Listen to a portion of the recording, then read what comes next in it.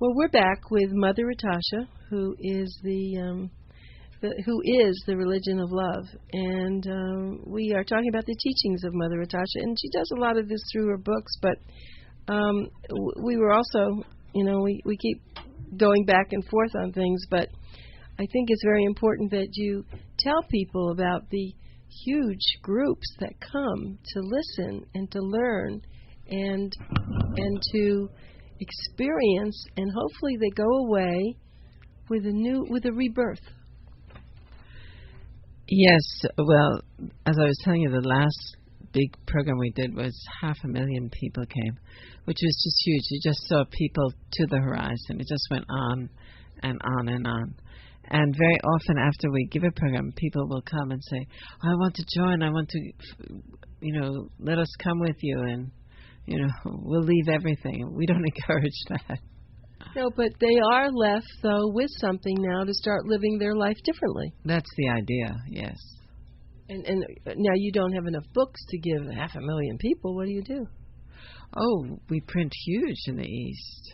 We don't give them there. There we would be selling them, but we sell them for the price of like 2 rupees, because we found if we don't, people don't take them, won't read them. That's a very good point, right? But we sell them for cheaper than they cost to actually even print. And it was interesting because one man complained to one of the boys, Hassan Ali. He said, God's message should be free, and Hassan Ali said, it is free. You're only paying for the paper and the ink. That's well said, and that's true. But at the same time, anybody that goes on the internet can have them for free. Yes, that was a very important issue, and you and I both, as you said, tech no, right? Well, I felt that I like to be with people in person, but it's obvious even in our business with communications. It's so important, because now this radio show that we're doing right now not only can go out on the waves here in our South Florida area, it's going to go out to the world, and we can either do it by just the radio, or we can now do it by YouTube, which is wonderful, miraculous. It is wonderful. And the thing is, my goal is, and my work is to bring the message of God. It's not about me. In fact, there's a nice story, if you like stories. I do. That I always tell, because people are always a little curious about me, and I'm not meant to be the center of attraction. So I tell the story about these, saying first that a spiritual master is considered to be like lightning. And the story goes that there are 2 men who go out into the forest, and they go far, far deep into the forest, and a storm kicks up, and it becomes very dark, and they can't see the path for them to get home. So, and it also says that one man is wise and the other man is foolish. So just then lightning strikes. Now the foolish man, he's very curious about the lightning. He's looking at the lightning. Whereas the wise man, he looks at where the lightning is shedding light on the path for him to go back home. So spiritual master, so I'm like lightning. It's the path back home that we want to get to. This is not our home. So we now have a nickname for you, Lightning. Sounds like a racehorse. Right, I know.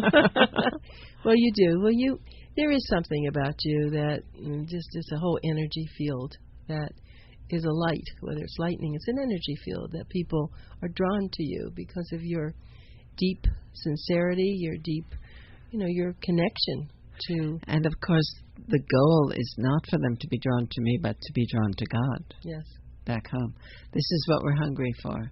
We try and fill that desire. There's another book, I don't believe we have it here today, called Falling in Love, Rising in Love, Living in Love, where it says that longing for love, which so many of us do, is actually a longing for God. Longing, yes, longing for love. Falling in love, rising in love.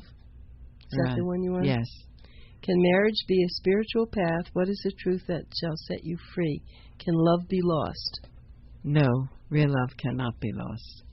That's part of I'm really happy to be able to read all your books online and then print them out if I want. Yeah. I like this. Can we talk a little bit? I don't think I have it here, but what about the prophecy? What is the prophecy of our time? Do you think a book so small could be of any consequence in You have nothing. How do you speak of a revolution?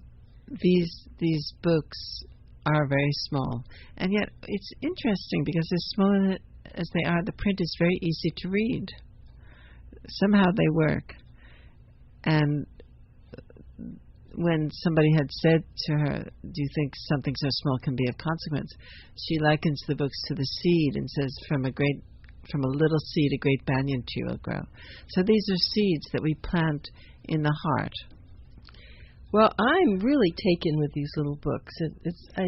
I'm not going to copy them in anything I do, but I have to... Well, I'm making a gift. Of course you can keep them. No, I didn't mean that. Thank you. I meant in anything I write. I think that if you're at a place and you give out a little book like this, there's something special about it. I don't know why. Rather than give out everyone has those other books, but this is... No, they're powerful because they're the Word of God. In a very pure form. Yep, but they are, and as small as they are, they're so big with the messages. Yes. You really are a great messenger. That's what you call yourself, aren't you? The lightning messenger. No, actually, we're called the servants of the servants of God. Servants of the servants of God. Mm-hmm. Well, you have something that now will go much longer than even in your lifetime. You know that, and that's something that most people. I mean, talk about immortality. This is truly immortality because no matter, what happens to you, hopefully you're going to live to 125 or more. Like Mother Teresa, she died in her 90s, didn't she? Yes, she was a great friend. In fact, you'll see we have one big book that Raja Khan, who's a brilliant photographer and filmmaker, made, and she did the foreword for us. She was a great friend of ours and encourager and supporter of the work. Well, I see your being in that same caliber because... Oh. Well, I really do. No, Thank you. I mean, and she actually was a nun. I mean, that's how, as a nun. But I mean, you're doing this. You didn't do that first. Or you're not a nun. You are the spiritual master who decided this is what your life is all about. So it will continue long after you, which is incredible. Because the message is not my message. If you look, it doesn't say the books are by Mother Rytasha. It says I teach them. I teach what is in the books. And we have a saying, live it, give it, let go, and let God. Oh, that's good. Like to see more bumper stickers like that than we see some of the other ones. Oh, that's a good idea. Yeah, bumper stickers. He's laughing. Okay, well, tell me, is there anyone in the world that you know of who is doing anything similar to you? I think in a strange way we all are doing it. We're all struggling towards the light. We are all trying to do the best we can. We all are spiritual souls. We are all connected spiritually. So I don't see that we're any You're very diplomatic, and I understand. That's a good response. However, you have dedicated your entire life, and you have, in Rajak, and I mean, so... Well, there's a whole group of us that who have really... So, but is there another group? That's all I was... Well, I hope so. I hope so. But I'm very much, with my work. I don't know. People will often say, "Oh, do you know this one or do you know that one?" And I hardly know anything. Mm-hmm. I know my own work, what I'm meant to do. But yes, I think because there is a spiritual revolution prophesized, and I think there is a great hunger for it. And we see the beginnings of it. Everybody asks me when I'm in Mexico about the Mayan calendar in 2012. So in that book, The Prophecy, it is said that the world will end. The world, don't know when. No, the world as we know it will end, is ending. And then describes that the world as we know it, where a few exploit many, where governments are bankrupted by greed, the world as we know it now, where food is unedible, water undrinkable, air unbreathable. So yes, the world as we know it will end, not with destruction as is feared, but with love. And that is what is happening. That's right. That's the prophecy. The television the media needs to catch it that way, right? That's what you need to do to get to the media with it. I would like to go back to the children's books. They are the most fascinating. Maybe it's because I have my grandchildren, but I know that they love stories, and I'm a little bit of a storyteller, and nothing like you, but I do my little stories, and they just sit there in awe with their mouths open waiting for you. So let's talk a little bit about the chickadee. Well, chickadee, what we're doing now, what I'd like to do more and more, is to make them interactive. So chickadee is about watching how you use words, and that if you say something unkind, you can't take it back. So the story is the chickadee goes to Henima and says, "Oh, Henima, I've done a terrible thing. I got so angry with all the other animals that I said terrible things. They weren't even true, but I said terrible things, and now nobody wants to play with me. I said sorry, but sorry isn't working. Henima, you're wise. What can I do?" So Henima says to Chickadee, "Take this bag and gather up all the feathers all around the barnyard and fill the bag up with feathers and come with me." And so Chickadee fills this big bag up with feathers, and Henima takes Chickadee up to the highest hill where there's a lot of wind, and she says, "Okay, throw the bag, empty the bag into the wind," and the feathers fly everywhere. And Henima says, "Quick, Chickadee, pick up all the feathers." And Chickadee runs here and here and there and here and there, and finally says, "I can't get them all. They've blown all away." And Henima said, "That's what happens with words. You cannot get them back in the bag." And it's so sweet because when we have a little fan and the chickadee throws the feathers, and then we tell all the little children, quick, catch the feathers, fill up the bag. And they love that. They think that's great fun.